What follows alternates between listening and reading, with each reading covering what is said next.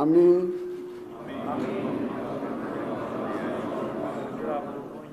সংসদ সদস্য নির্বাচিত হইয়া সশ্রদ্ধ চিত্তে শপথ বা দৃঢ়ভাবে ঘোষণা করিতেছি যে আমি যে কর্তব্যভার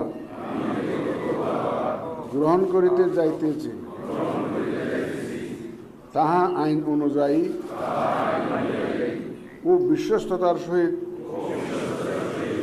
পালন করিব। আমি বাংলাদেশের প্রতি অকৃত্রিম বিশ্বাস ও আনুগত্য পোষণ করিব এবং সংসদ সদস্যরূপে আমার কর্তব্য পালনকে ব্যক্তিগত স্বার্থের দ্বারা প্রভাবিত হইতে দিব না। ধন্যবাদ আপনাদের সবাই।